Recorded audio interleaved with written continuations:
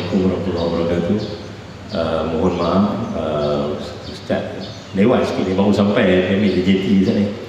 Jadi lari tengah ambil semayang dalam surau saya dia main.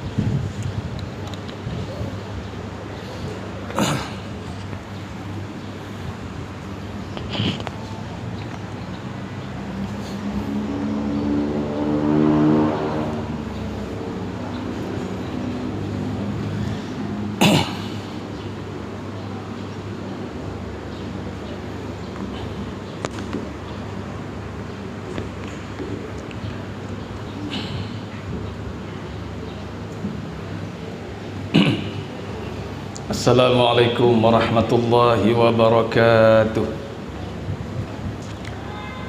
A'udzubillahi minasyaitonir rajim. Bismillahirrahmanirrahim. Alhamdulillahi rabbil alamin.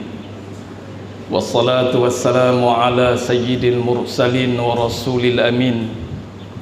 Sayyidina wa maulana Muhammadin wa ala alihi wa sahbihi ajma'in. Subhanaka la ilma lana illa ma 'allamtana innaka antal alimul hakim.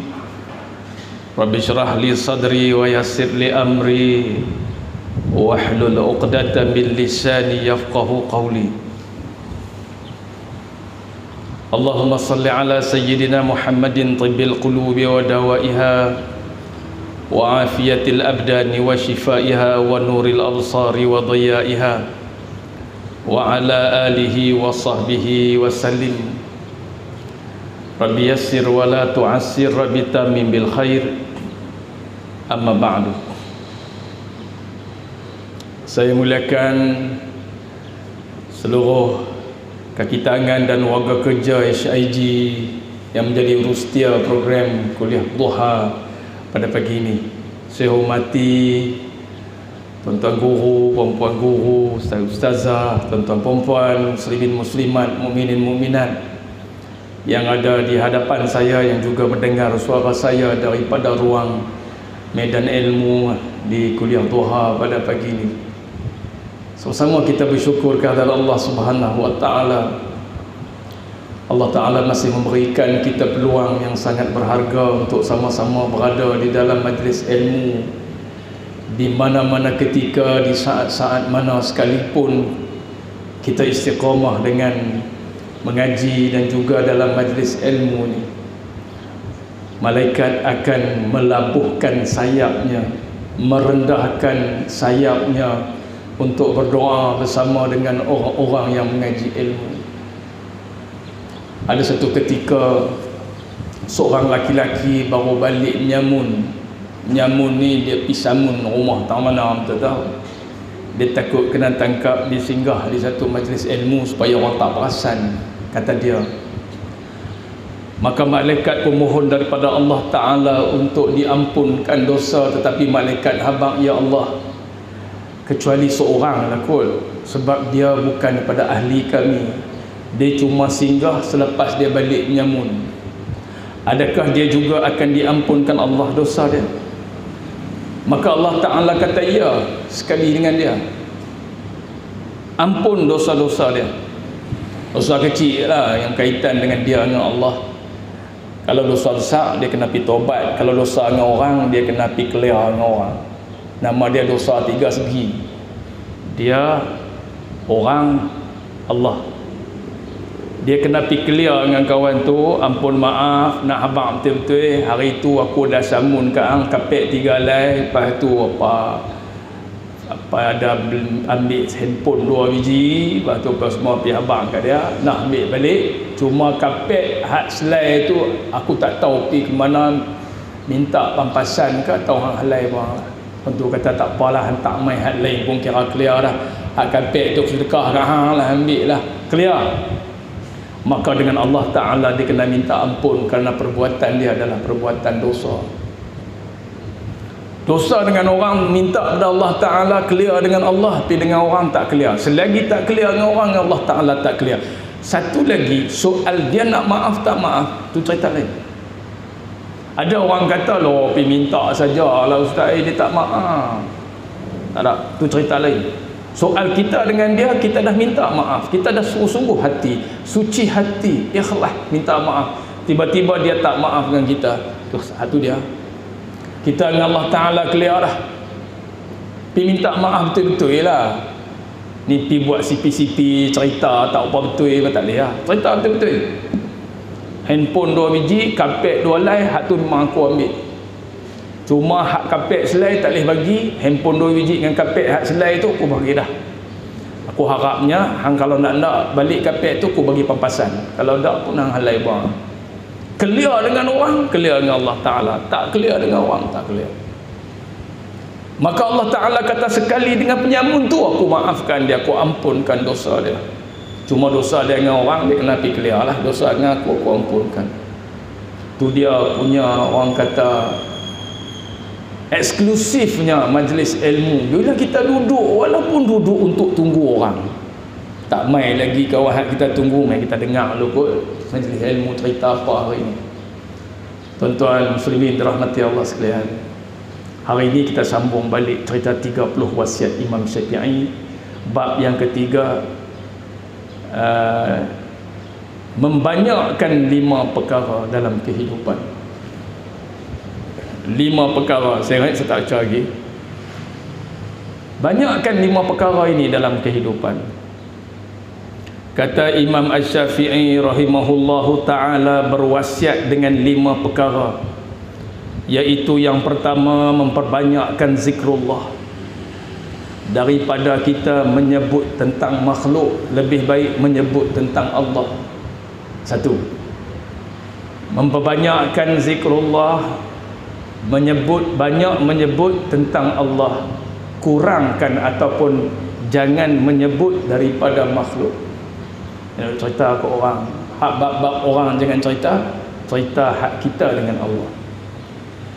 Yang kedua, memperbanyakkan menyebut akhirat daripada menyebut urusan dunia. Yang ketiga, membanyakkan menyebut dan mengingati kematian daripada kita menyebut keseronokan dalam kehidupan. Lebih baik cerita bab mati bagi banyak macam mana kita ni. Macam mana kita nak hidup dengan keadaan lah macam ni, kita nak bawa bekal di akhirat esok banyak mana kita dan ada nak dan lah ni. Di akhirat esok kita tak mati dah, lepas mati kita ni Allah Ta'ala tanya kita, agak-agak kita nak jawab apa? Dia tanya kita pasal tanggungjawab, dia tanya kita pasal amanah, dia tanya kita jawab apa? Orang-orang fikir macam tu fikir macam tu. Daripada ia mencerita, ia memperingati tentang hal-hal kehidupan.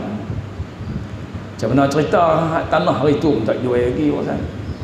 Lepas tu pula lembu 2 ekor tu pasal duk cari lagi. Dia duk sembang cerita pasal hal kehidupan dia.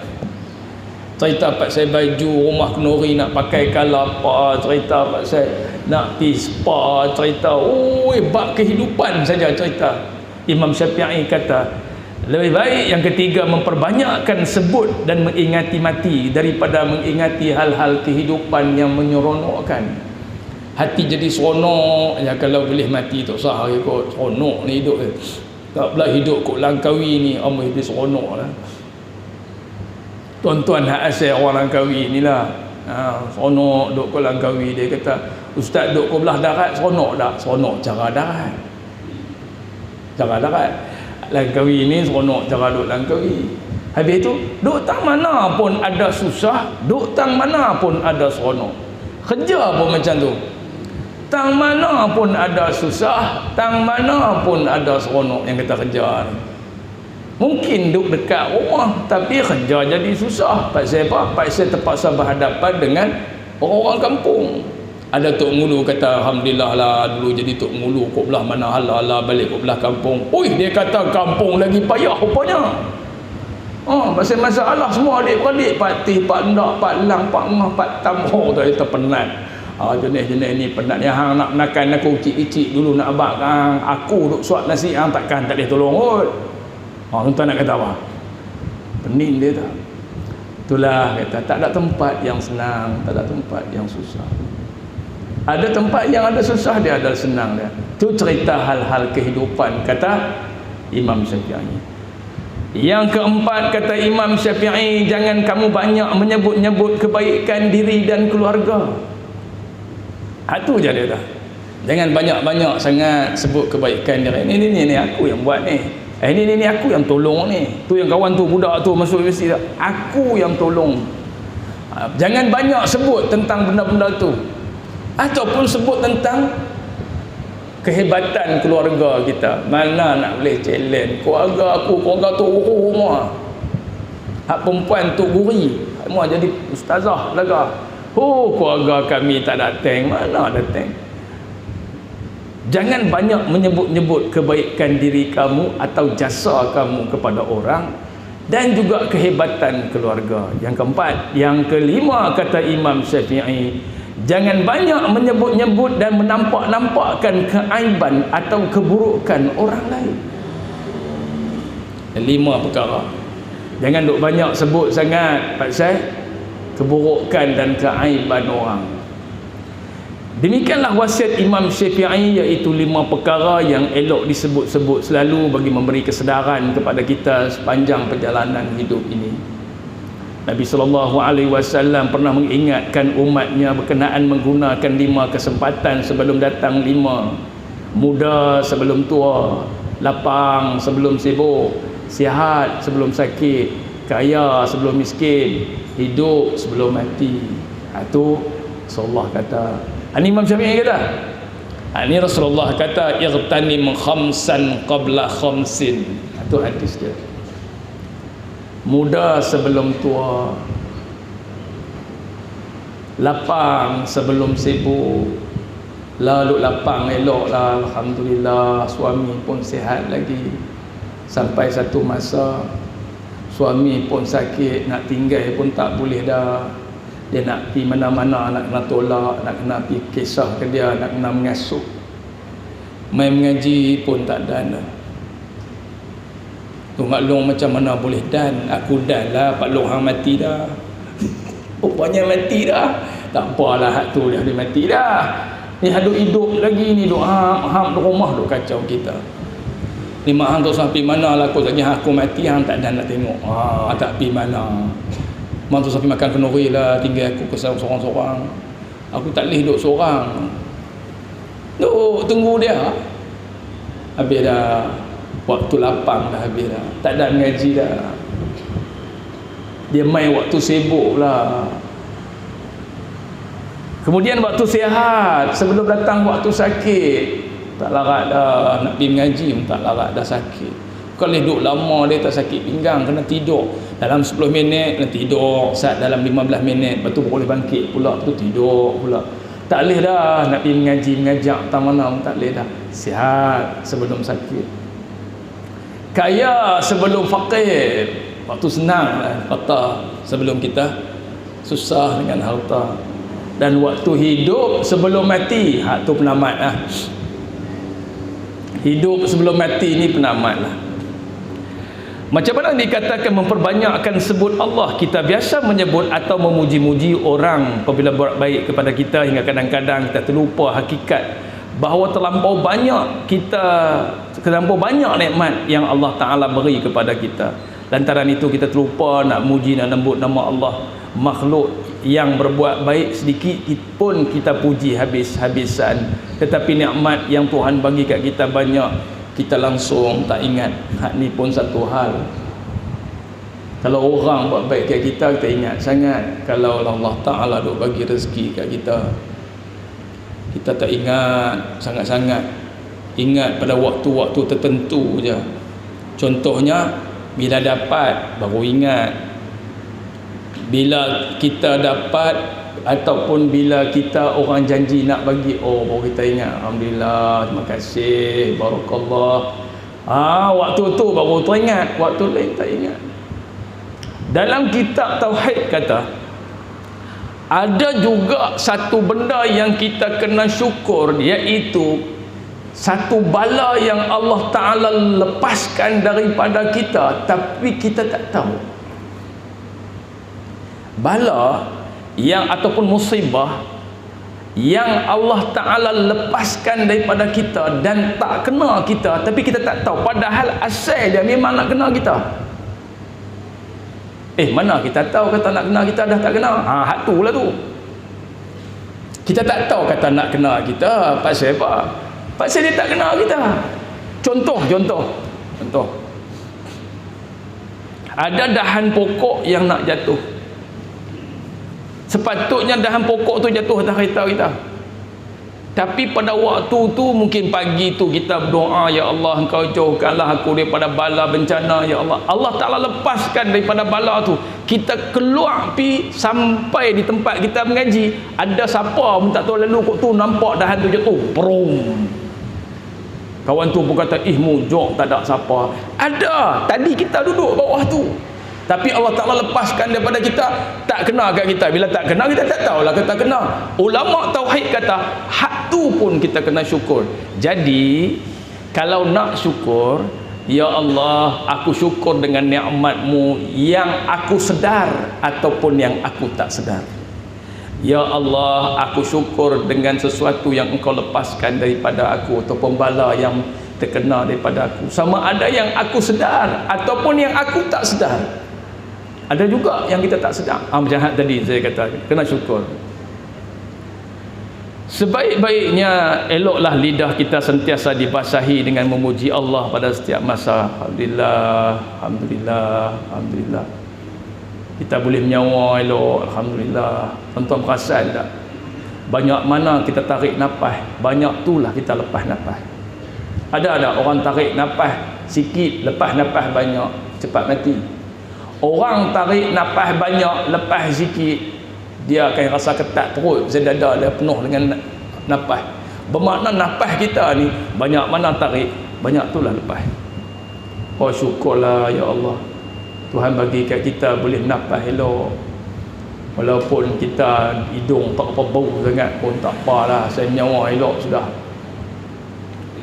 Bukan hanya mengucap alhamdulillah apabila sudah kenyang ataupun apabila kita sedawa. Puji begini hanya di lidah, tidak resap ke dalam hati kita. Itu yang pertama, ingat Allah, ataupun dalam istilah bahasa disebut zikrullah. Yang kedua, ingat akhirat. Dunia selalu sedikit jika dibandingkan dengan akhirat. 1000 tahun di dunia setimpal dengan ukuran masa sehari di akhirat. Betapa kecilnya nisbah umur di dunia berbanding dengan akhirat. Nikmat dunia juga 1/100 daripada nikmat akhirat. Dalam syurga tak boleh banding lah nikmat dalam syurga dengan dunia. Kira bukan 100 lah, 1/1000 daripada nikmat dunia. Sebab di syurga macam-macam nikmat yang hebat-hebat. Begitu juga dengan siksa, kerana kesusahan 1/100 daripada kesusahan akhirat. Hanya orang yang berfikiran sempit, yang sibuk memikir dunia dan terlepas dan lupa akhirat. Manusia yang paling cerdik adalah mereka yang sibuk merancang akhirat. Saham dunia tidak penting sangat. Apa yang penting ialah saham akhirat yang tidak pernah rugi, malah sentiasa naik berlipat ganda. Ni dalam buku ni dia kata apa? Saham akhirat lah yang kita patut rebut, jadi jutawan akhirat. Oleh itu berbanyakkanlah menyebut hal akhirat supaya timbul keseronokan, kegairahan untuk kita cari akhirat itu lebih. Yang ketiga, banyak menyebut dan mengingati mati. Kita sering memikirkan bekalan hidup waktu tua dan bersara, tetapi jarang kita fikirkan bekalan hidup bila nak mati. Kita orang duk fikir pasal bekal lepas bersara esok ada lah kot pencen-pencen. Dia kata, tak fikir ke lepas hidup esok masa nak mati ada ke bekal? Fikir tu. Ada orang tuan-tuan, 1/3 daripada gaji dia habang buat jariah ya. Hidup sederhana aja tuan-tuan, hidup sederhana aja. Tapi 1/3 gaji dia untuk buat jariah. Dia fikir kalau gaji dia pencen dia contohlah ada 2,500, bermakna dia bahagi 2,500 bahagi 1/3. Dia ambil dalam 700, haban buat jariah ya. Dia pergi makan roti canai di mana-mana, bayar duit roti canai berapa ringgit? Contoh kata RM2.5, nak ambil RM10. Saya pergi tengok lah siapa-siapa yang patut-patut padan, sedekah lah kata ada orang buat kenduri. Saya duk kerap makan hapri, tidak bayar. Makan 2 biji roti canai biasa aja, macam ni. Kadang-kadang makan roti canai kahwin, satu ada telur, satu tak ada telur.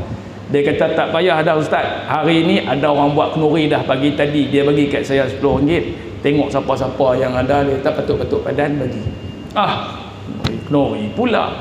Lepas tu ayam pun tak apa. Ayam tak apa. Kawan saya hak belakang tu pun dengan sekali dengan dia pun boleh.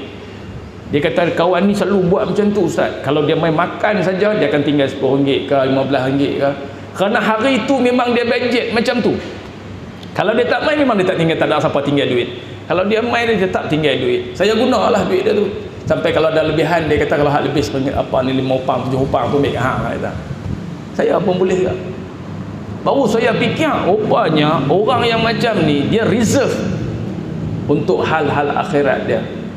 Dia mau orang makan di masjid mana-mana, tengok ada nak kena beli kasut Jepun 3 pasang. Saya nampak jamban depa kasut pun naik lumut dah. Dia bawa kasut baru tak situ 3 pasang. Orang tak pakai kasut lumut, orang pakai kasut baru. Kasut dia. Pi masjid ni pula, boh lagi. Pi masjid ni pula, boh lagi. Mudah-mudah aja. Ada kolah ayam dia bubuh, cebok.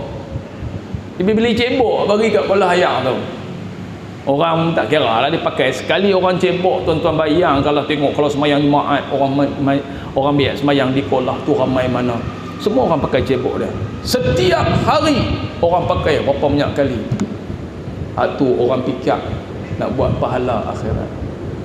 Ada duit lebih sikit, beli water cooler, tinggal di asrama anak-anak, tinggal di tempat apa ni, tempat apa orang ramai nak minum, dia ada bayar.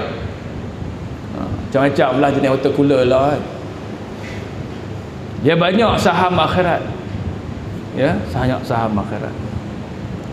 Dunia ibarat kebun akhirat. Jikalau tidak diusahakan kebun dunia, masa akan dapat mengutip hasil di akhirat. Dalam hubungan ini, elok sekiranya kita mencontohi sikap sahabat Sayyidina Ali, Sayyidina bin Abu Talib. Meskipun sudah terjamin syurga untuk mereka, Sayyidina Ali radhiyallahu an masih mengeluh dengan hebatnya tentang kurangnya amalan untuk dibawa ke akhirat dalam perjalanan hidup dunia. Bagaimana pula dengan kita? Kita macam mana pula sahabat fikir macam manalah nak pergi akhirat esok, banyak manalah amalan yang boleh bawa pergi sana, apa benda yang aku boleh buat dalam hidup nak bagi pahala banyak ni. Fikir kan?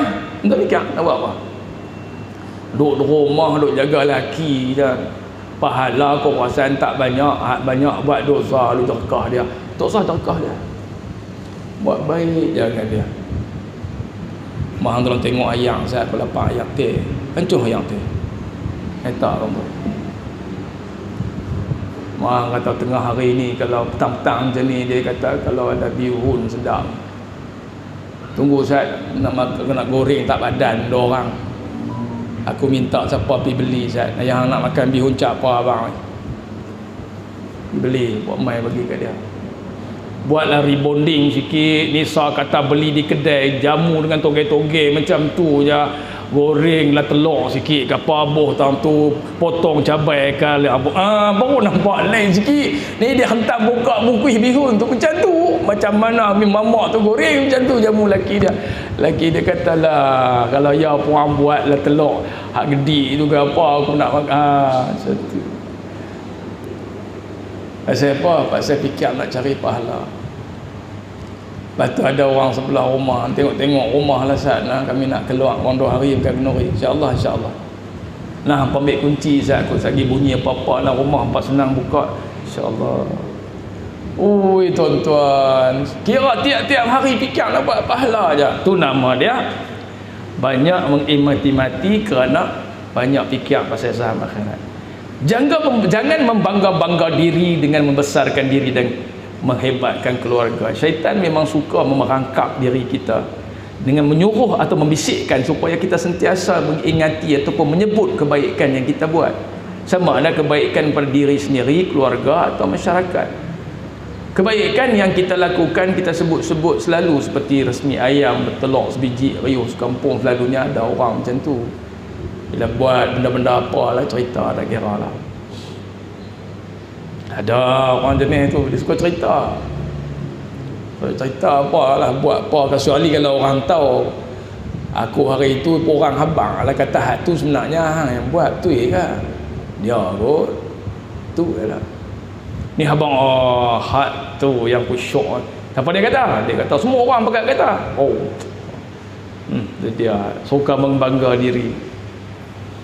Kita terlupa dengan menyebut dan mengingati kebaikan kita menimbulkan penyakit dalam hati, iaitu penyakit ujub dan penyakit takabur, sum'ah, suka menunjuk. Ujub ni dia belagak gitulah. Takabur ni dia besar-besar diri dan pelekeh orang lain. Siapa dok boleh buat macam aku buat ni, tak ada orang boleh buat macam tu ya.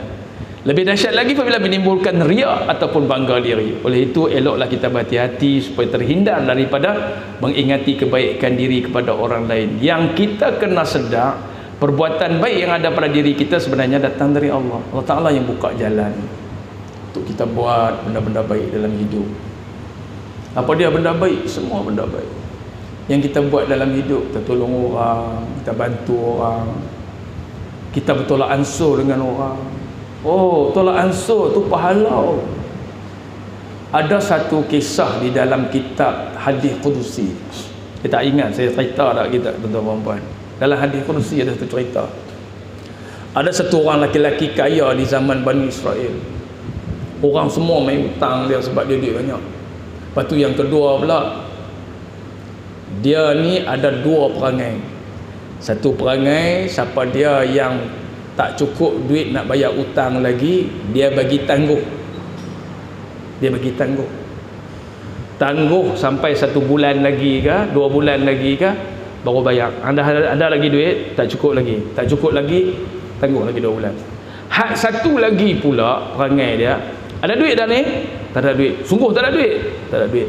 Hapus kira. Itu lagi dahsyat. Tapi orang lain tak tahulah, dia dengan kawan tu ialah tahu. Hapus kira.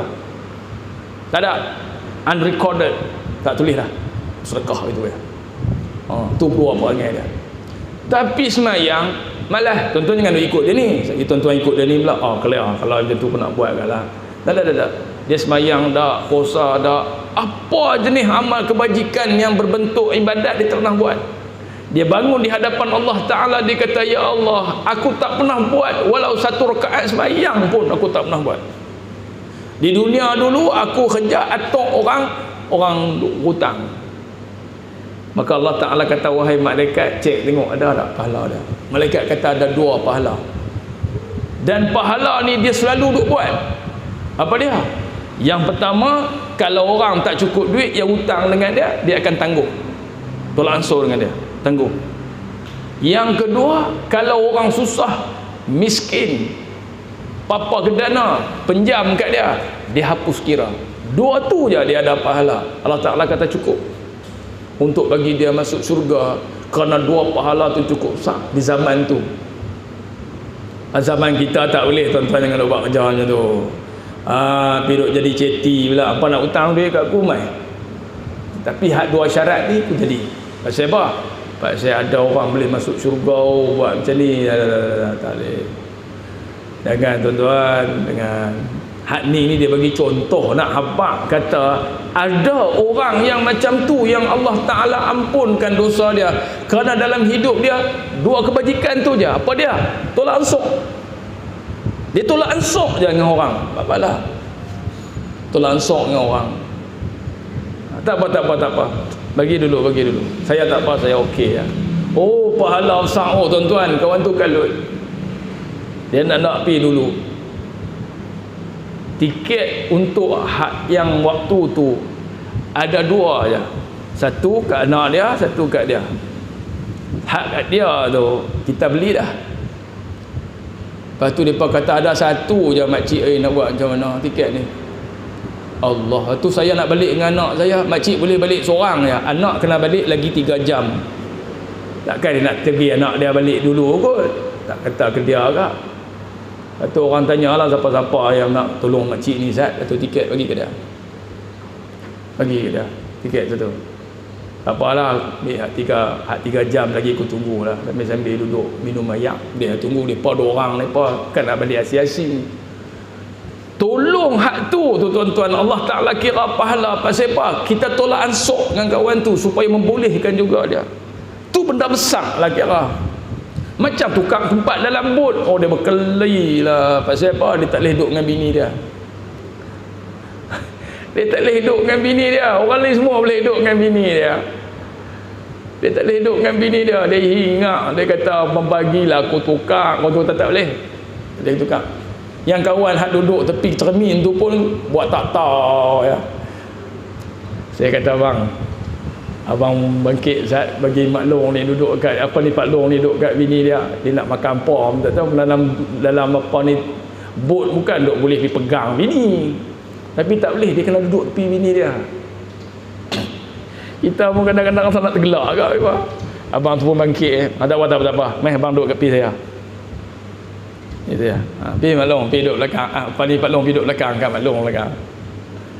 Duduk tak sembang apa pun. Duduk itu ya. Saya kata cukuplah kita nak buat baik dalam 1 hari. Tolak ansur dengan orang. Cukup. Banyak benda lain yang orang buat kita tak boleh buat, tapi hak ni kita berkuasa untuk bagi kat dia. Bagi. Ingatlah lain kali kata, sifat tolak ansur kita menyebabkan Allah Ta'ala banyak akan tolak ansur kita lagi benda-benda ke depan.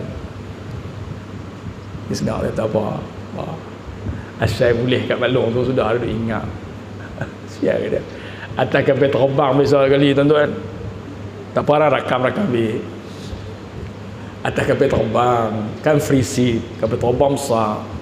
Free seat. Kawan apa ni panggil pramugari itu kata untuk malam ni free seat terus sampai ke Jeddah, free seat boleh pakai duduk bebas kan. Macam tu juga dia tak boleh duduk kat bini dia, bukan tak boleh duduk macam mana, selang 2-3 kursi je dengan bini dia. Dia kata pasal lama sangat, macam penerbangan tu lama, dia nak duduk kat bini dia juga. Dia macam-macam. Orang lain semua pakat boleh duduk bayar sama dengan aku yang boleh duduk dengan bini awak, aku tak boleh duduk. Dia tak mau. Orang. Lepas tu kak, kabin hak atas tu terbuka. Dia duduk tepi tu, bini dia duduk ujung tu. Kabin tu terbuka, jatuh beg sebiji dah orang tu.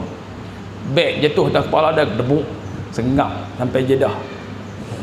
Amboi hingat sangat. Siapa pun tak buat. Kabin tu terbuka. Buka beg tu bergolek, deguk itu atas kepala dia. Sengap sampai Jeddah. Lepas tu dia pun tukar lah, bini dia duduk belah ni, dia duduk tu dekat-dekat lah kan. Kalau sangat pegang pun sampai. La ilaha illallah. Tapi Allah Ta'ala ajak dia ingat sangat. Hang pakai yang haram dah, hang tengok ingat. Kedebuk itu atas kepala dia. Sengap sampai Jeddah, sengap. Pergi Madinah saya kena duduk satu bilik dengan dia.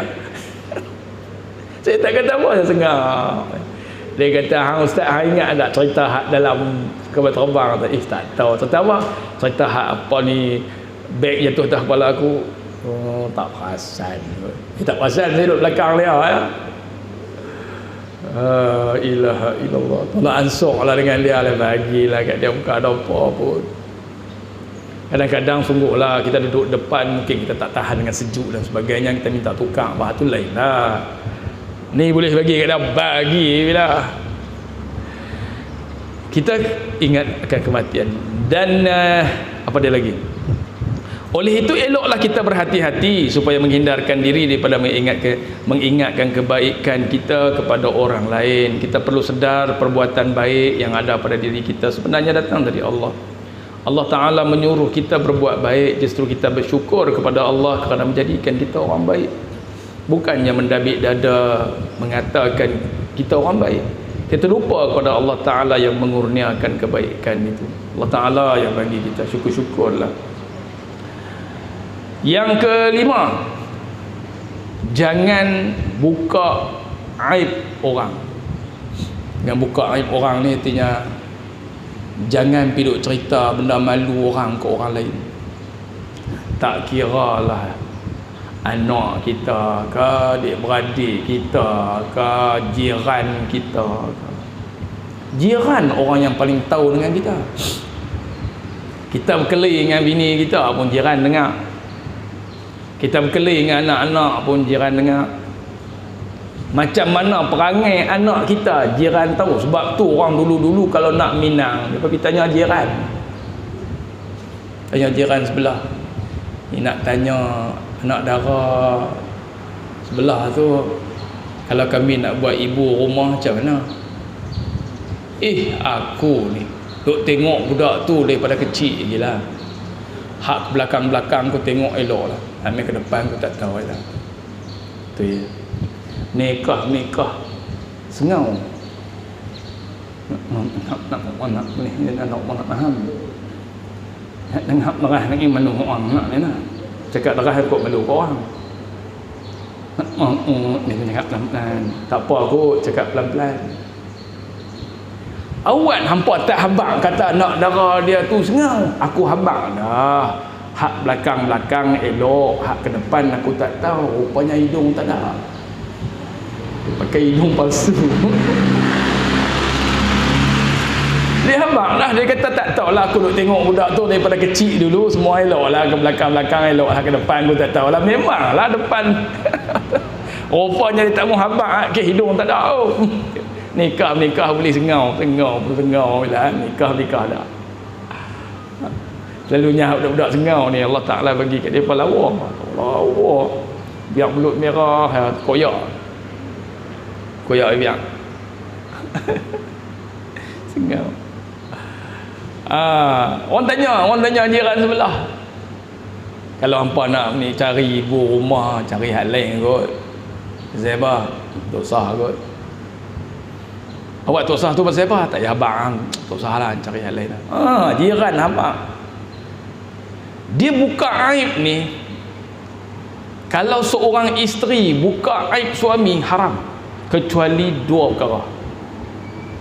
Isteri kalau buka aib suami, haram. Tapi boleh dalam dua perkara. Yang pertama, nak bercara di mahkamah. Sebab nak bagi hakim putus hukuman dengan betul. Yang kedua, nak berobat dengan doktor. Kena cerita kat dia, doktor, nak abang betul-betul, suami saya dia gini, kata hak benda buruk suami, boleh cerita supaya doktor berobat betul. Yang kedua, supaya hakim jatuh hukuman betul.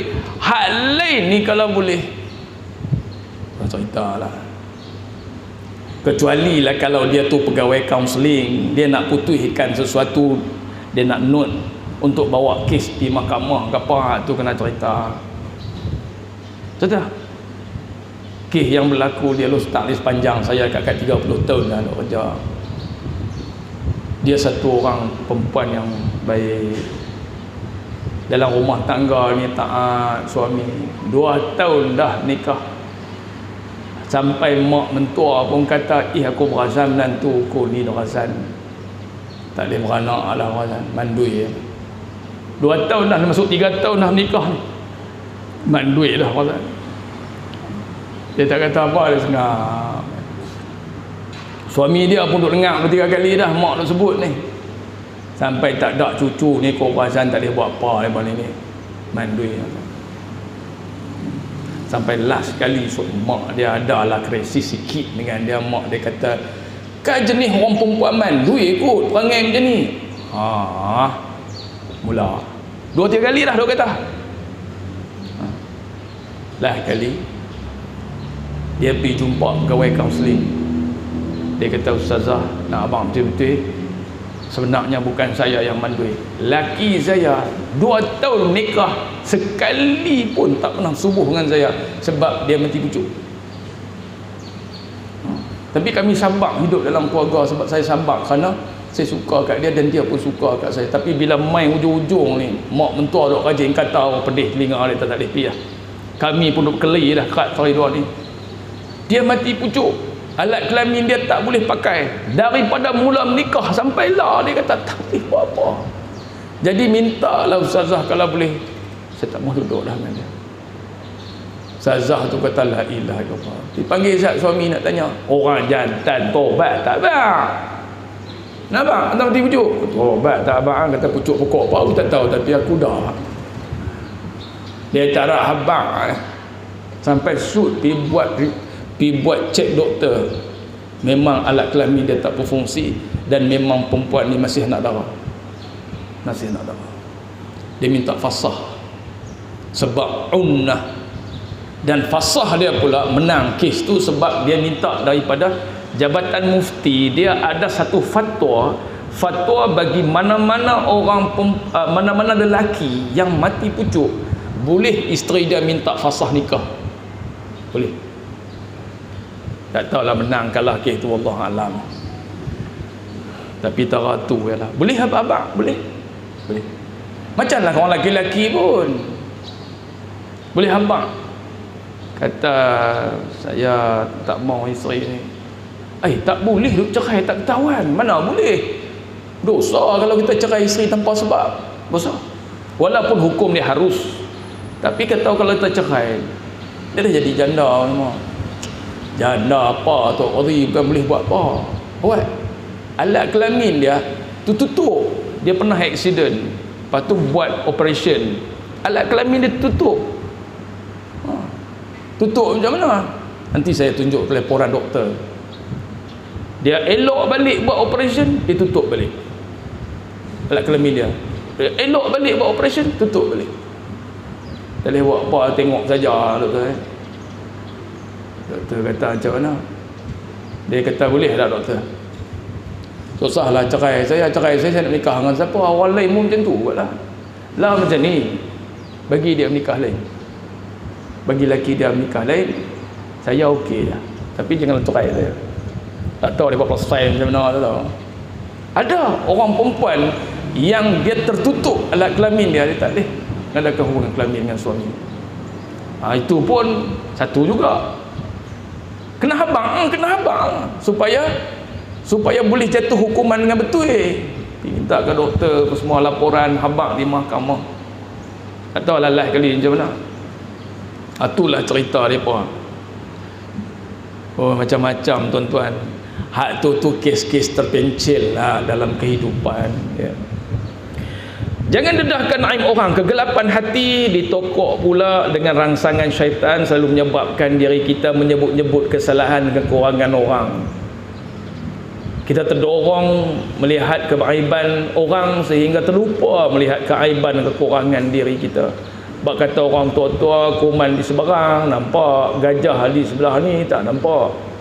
Islam menuntut kita melihat kekurangan diri supaya dengan cara itu kita dapat memperbaiki kekurangan. Menuding jari mengatakan orang lain tidak betul sebenarnya memberikan isyarat bahawa kita sendiri tidak betul sebenarnya. Ibarat menunjuk jari telunjuk kepada orang, satu jari mengarah kepada orang, 4 jari mengarah kepada kita.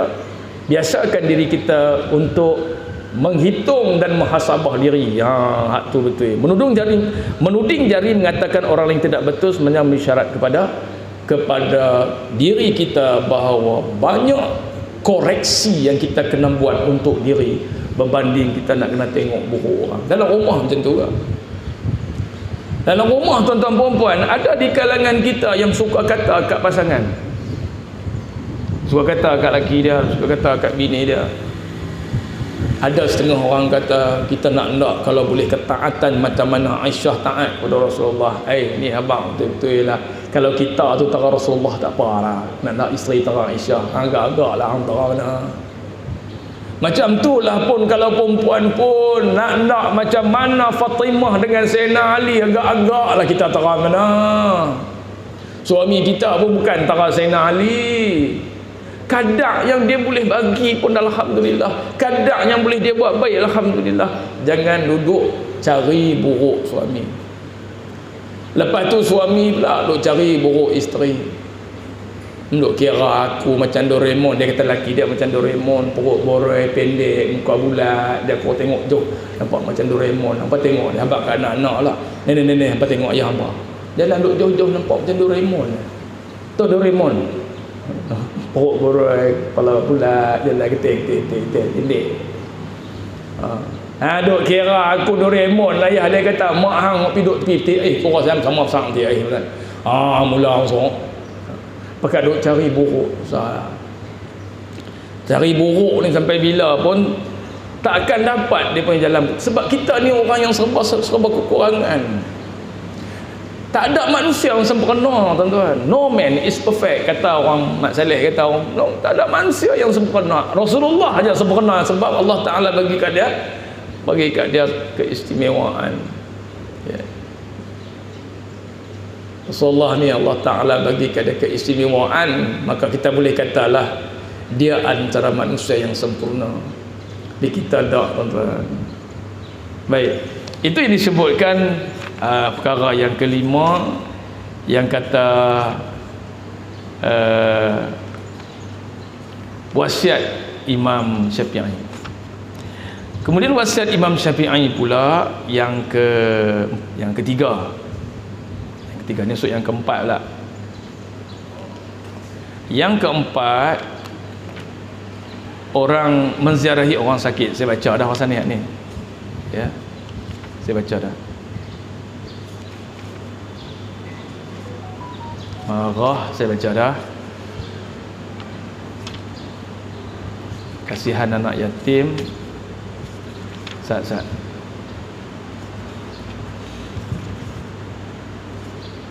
Okey. Amal soleh sebagai perisai. Ni saya tulis tang ni.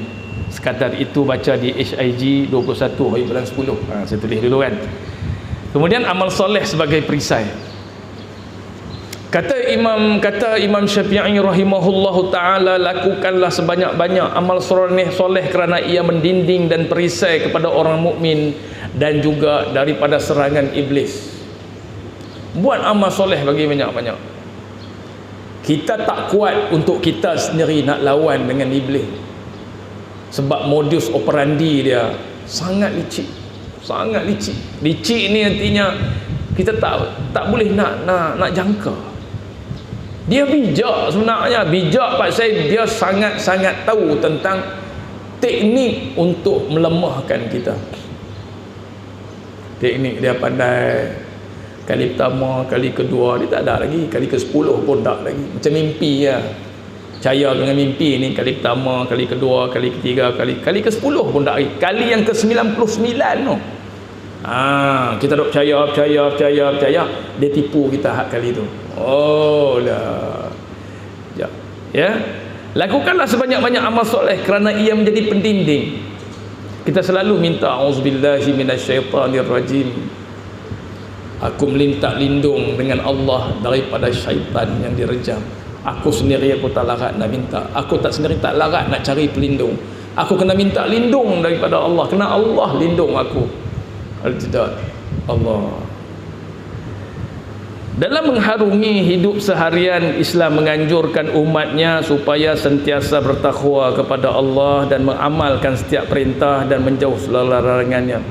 Kita juga diminta supaya mensyukuri dan tidak kufur nikmat.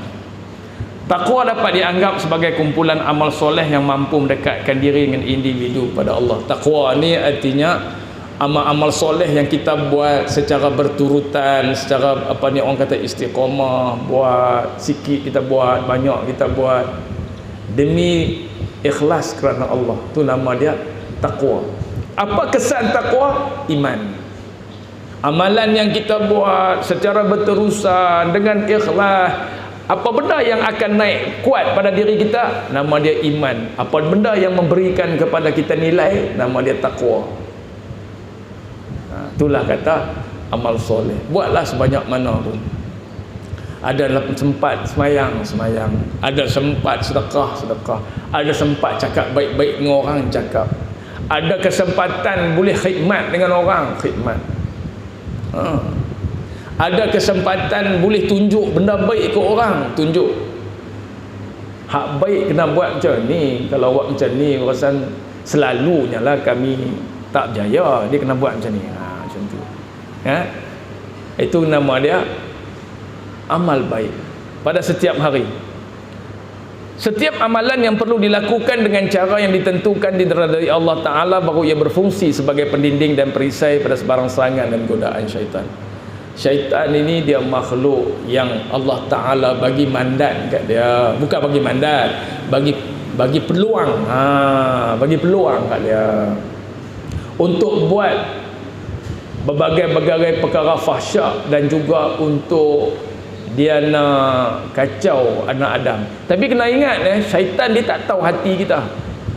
Malaikat tak tahu hati kita. Yang tahu hati kita Allah Ta'ala. Dia tak tahu apa benar dalam hati kita, dia tak tahu. Tapi bijaknya dia boleh kesan. Kalau buat macam ni mesti ada nilai-nilai macam ni. Dia kacau je hati kita. Tapi dia tak tahu apa niat dalam hati kita, dia tak tahu. Dia kacau je. Artinya dia goncang kita punya keikhlasan, dia goncang kita punya keimanan. Malaikat pun tak tahu niat hati kita. Allah Ta'ala yang suruh malaikat tulis pahala berdasarkan kepada niat hati kita. Semua amalan bukan untuk Allah Ta'ala tetapi untuk keuntungan pengamalnya sendiri. Dalam kitab fiqh kata, kayanya Allah, istighna Allah Ta'ala ialah dia tidak mengambil faedah daripada hukum dia. Apa benda yang dia hukum kat kita, tak ada satu benda pun beri manfaat balik kat dia. Semua untuk kita, laha makasabat wa 'alaiha maktasabat. Kau buat amal untuk kamulah, kau buat dosa kamulah dapat. Dalam hadis Qudsi kata, kalau seandainya semua manusia buat dosa, tidak ada kurang sedikit pun pada sifat Allah Ta'ala. Dan kalau semua orang dalam dunia ni buat bajikan, semua, tak ada kafir, walau seorang kecil sak mana pun tak ada kafir, tak ada memberikan satu kebaikan pun pada sifat Allah Ta'ala, pada kesempurnaan Allah Ta'ala, tak ada. Semua untuk kita sebenarnya. Kayanya Allah Ta'ala itu, yang sebut kaya tadi. Jadi kita buat untuk kita ya. Cuma cara kita buatlah hak besar kecil. Kalau buat kecil dapat sikit, kalau buat hak besar dapat banyak. Ada juga hak buat kecil dapat banyak. Tu hak Allah Ta'ala nak bagi kat kita lah. Ada ke? Ada. Sikit kita bagi tapi pahala dapat banyak. Macam dengan satu perempuan yang bagi minum air dalam kasut dia kepada seekor anjing yang lapar sangat-sangat. Sikit je dia bagi makan air dalam kasut dia, maka dia boleh masuk syurga. Pasal apa? Walaupun bagi sikit tapi nilai dia besar di sisi Allah Ta'ala besar ya. Ada 7 jenis amalan soleh yang disebut oleh Imam Ibnu Majah. Rasulullah SAW berpesan, sesungguhnya amal soleh itu akan menyusul mukmin selepas dia mati. Ada 7 perkara. Ni Imam Ibnu Majah kata. Yang Imam Bukhari kata 3, iza mata ibnu Imam Muslim dia kata 3, iza mata ibnu Adam yang qata'a amaluhu. Hak ni Ibnu Majah kata 7. Ada pernah Rasulullah sebut, dia kata 7. Aku biasa dengar Rasulullah sebut 3 dan aku bisa dengar. Kata Anas bin Malik, kalau tak salah saya hadis Ibnu Majah, kata Anas bin Malik, kata dia 7. Rasulullah kata, pertama, ilmu yang kita ajar orang, ilmu hak baik lah.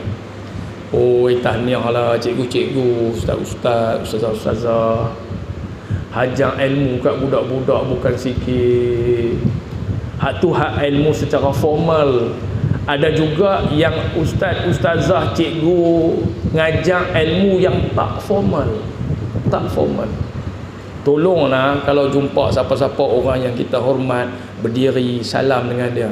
Budak-budak dia ikut, cikgu kata, ustazah kata, dia cukup ikut. Kena salam dengan ayah sebelum pergi sekolah. Ayah kan kata banyak kali dah, dia kata ni ustazah suruh. Yang ayah suruh tu tak cik ke? Tak, dia kata kena ikut yang ustazah suruh. Ni nak apa ke hang? Ustazah hang tu pun anak murid ayah. Oh iya ke? Ustazah dia tu duk mengaji kat saya. Lepas tu dia kata tak boleh, ustazah suruh. Ustazah suruh, bila menguap kena tutup mulut. Saya kata ayah pun duk abang dah, tutup mulut. Dia kata tak, kira ustazah suruh. Kira ustazah dengan cikgu-cikgu ni pahala dia banyak. Pasal apa? Ilmu yang dia ajak memberi manfaat kepada anak-anak watan dia. Yang kedua, anak soleh yang dia tinggalkan, yang doa kat dia. Anak-anak yang baik, anak-anak yang soleh. Yang ketiga, kata Anas bin Malik dari hadis Imam Ibnu Majah, kata Al-Quran atau kitab yang kita wariskan ataupun yang kita wakafkan. Tu yang orang nak wakaf Quran. Nanti Quran orang baca lah, jangan wakaf biar orang tak baca. Ataupun ada kitab atau buku. Mungkin saya boleh tulis buku, tajuk dia Derap-derap Dakwah 1989 sampai akhir hayat saya. Bila tahun berapa katakanlah saya berhenti, bukan berhentilah, saya menulis pada ketika tu tahun 2030, katakanlah daripada 1989 saya mula ceramah sampai 1988 saya duduk sekolah, saya mengaji. 1989 saya mula ceramah sekolah, ceramah surau, ceramah masjid, sampailah kata 2030 derap dakwah, buah dalam kurungan tu. Tulis buku cerita ke orang pergi dakwah, cerita ke orang pergi dakwah, masuk lautan pergi dakwah, cerita pergi surau tak ada orang, hujan turun ada 5 orang, ceramah 5 orang. Tah 3 orang tu perasan pekak ke apa, hak 2 orang tadi pergi bilik air, tak apa tak dengar. Dekat nak habis dah baru mai tu pun hujan seriat. Mailah makan Lepas tu bihun pula habis awal, bihun tak dan sampai, tak makan balik. Itulah orang ikutnya makan bihun. Oh, ceramah macam-macam, turun daripada Gunung Jerai naik motor, tak boleh naik motor sebab jalan Gunung Jerai rosak. Naiklah motor, pi ceramah kuliah maghrib atas Gunung Jerai tu. Sampai di sana depa habang kata bilik tak ada pula dah. Turun Gunung Jerai, hujan turun lebat, la ilaha illallah, takut hantu ni tak tahu nak abang.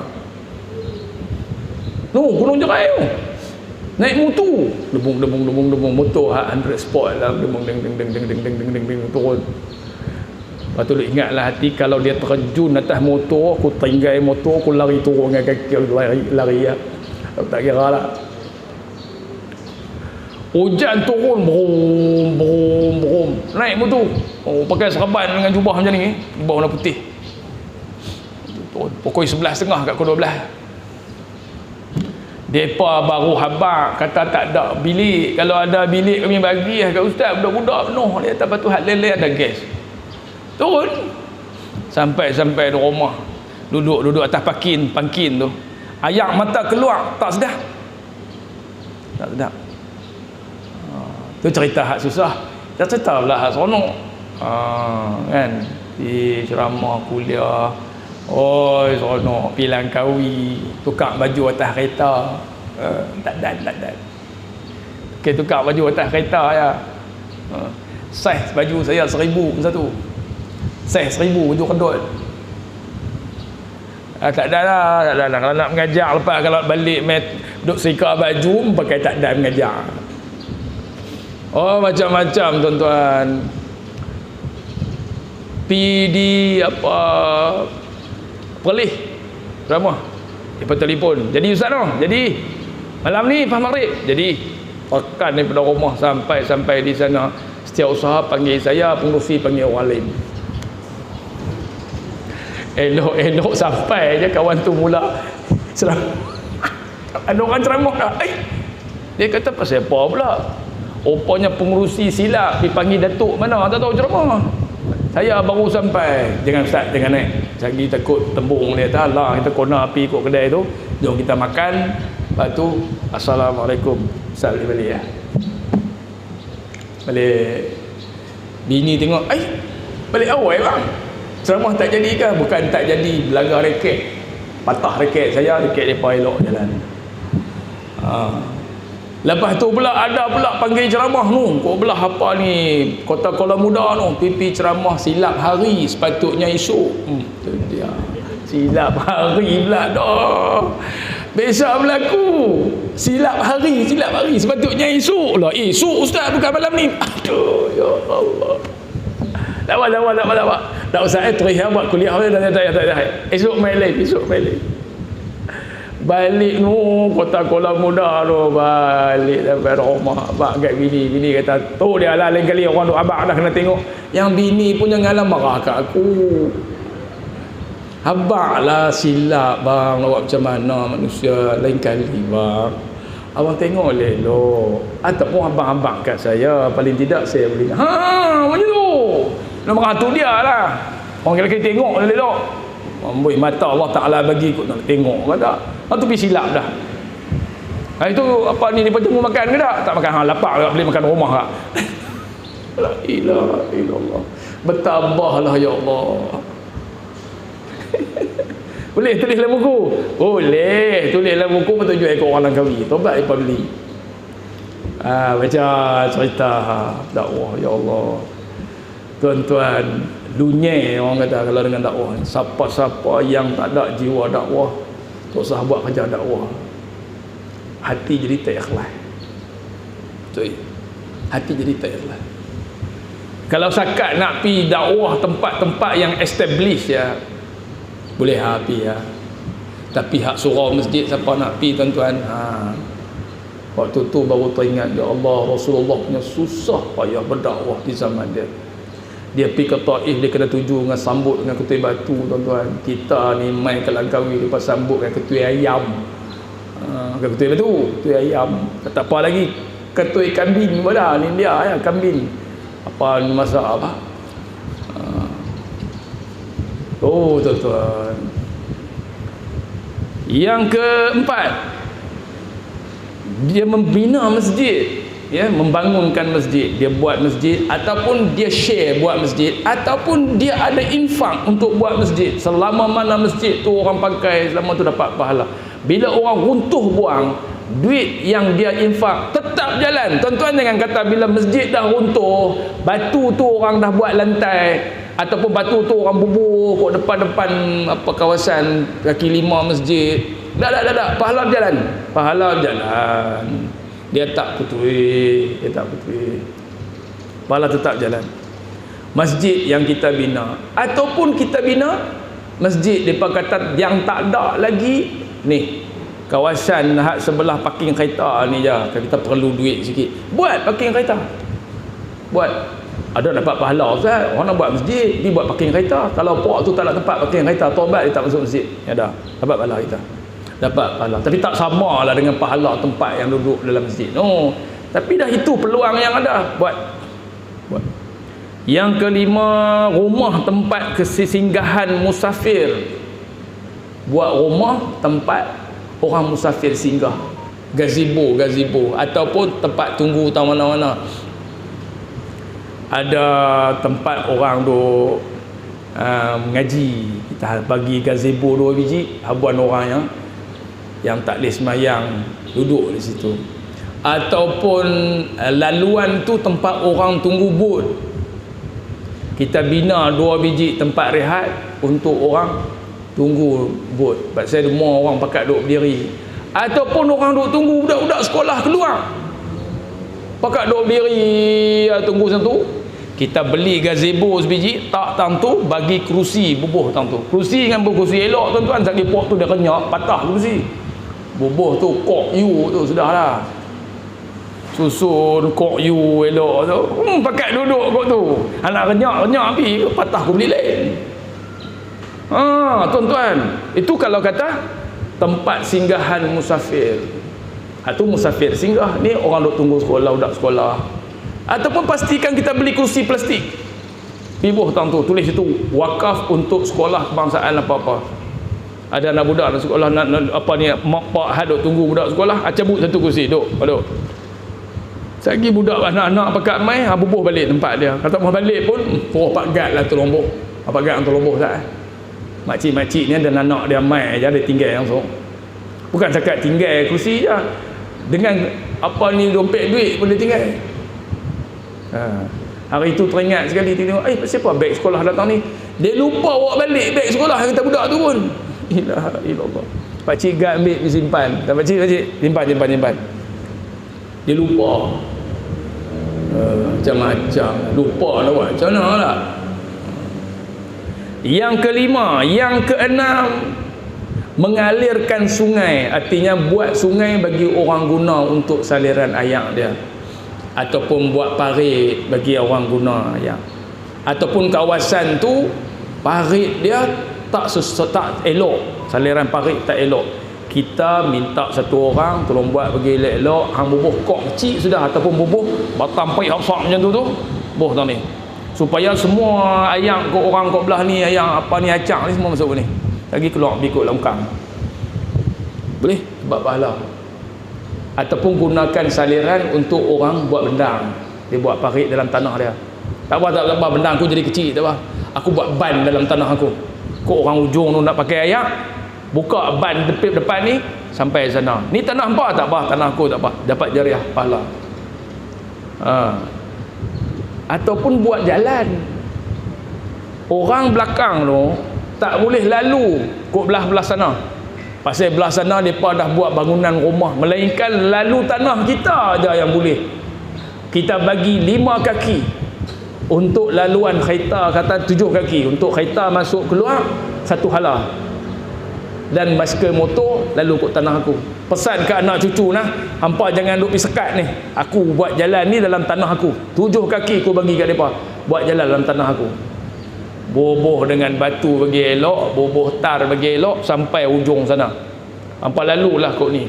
Setiap kali orang lalu, sama ada pergi kedai ke, pergi sekolah ke, pergi mana ke, pahala tetap dapatkan kita. Mati esok, dia seolah-olah macam kita punya akaun kita duk naik dia punya Dia punya kadar dia naik setiap hari. Orang lalu dapat pahala, orang lalu dapat pahala. Tu ustaz, kalau orang bawa markah ke, bawa girlfriend ke apa ke, hak tu dosa ambil kat dia. Aku tak ambil dosa dia. Kita buat jalan nak bagi orang lalu, tiba-tiba orang buat jalan tu untuk pergi merompak, laluan merompak, kita tak dosa tau. Kalau macam tu hak kawan potong getah dosa. Pasal apa? Getah dia tu tayar orang buat bawa lori arak. Jenuh dia, jenuh pikap malam itu. Tak. Dia motong getah ni, dia haban orang nak guna untuk kegunaan baik. Soal hang nak ambil buat jahat, itu cerita hang. Kalau macam tu, kawan hang motong getah duk tanggung dosa. Awak dosa apa? Dosa orang ambil getah dia buat tayar lori arak nak bagi. Hang tanggunglah dosa. Tak tanggung. Tak tanggung. Macam itulah jalan hak kita buat pun. Ada orang buat menyamun lalu jalan tu, kita tak berdosa. Kita buat jalan untuk orang buat baik. Pasal hang pandai-pandai pergi buat dosa apa-apa. Aku dah buat dah 3 bilik ni untuk singgahan bagi orang yang berjalan musafir. Dia bawa markah, dia pergi tidur. Bukan salah kita. Kita dah abang dah, tak boleh kalau tak kahwin main duk tidur di tempat singgahan kami. Dia tak abang, kata dia tak nikah pun kawan tu. Dia bawa bujang mana-mana. Contoh. Bujang marah kat saya pula. Dia bawa bujang mana atau pergi tidur dalam bilik tu. Bukan salah kita, salah dia. Dia berdosa. Kita tak berdosa. Kita tak berdosa. Sebab kita buat untuk benda baik. Itu cerita dia. Dan sedekah yang dia keluarkan pada waktu sihat dan dia masih hidup. Semua ini menyusul sehingga dia meninggal dunia. Bercakap soal ilmu yang bermanfaat. Nabi SAW bersabda, tiadalah suatu sedekah yang lebih besar yang disedekahkan manusia seperti ia mengajar ilmu. Ajar ilmu ni satu pahala yang sangat besar. Besar pahala dia. Setiap ilmu yang memberi faedah kepada orang, apalagi daripada sumber Al-Quran, hadis yang sahih, adalah ilmu yang bermanfaat. Nabi SAW memandang berat soal menyampaikan ilmu. Perkara ini jelas dari hadis baginda, balighu anni walau ayat. Sampaikan daripada aku walaupun satu ayat. Tuan-tuan, ada juga orang yang mengaji tak habis lah kot. Dia kata, Ustaz duk pergi mengajar ilmu ke orang. Kalau Ustaz tak mau amal, Ustaz dosa Ustaz. Baik jadi macam saya, walaupun saya ada ilmu, saya tak pergi mengajar orang. Dia kata, baik duduk dengan bini di rumah, pahala ada, dosa tak ada. Kalau kira macam tu, tak nak siapa mengajar.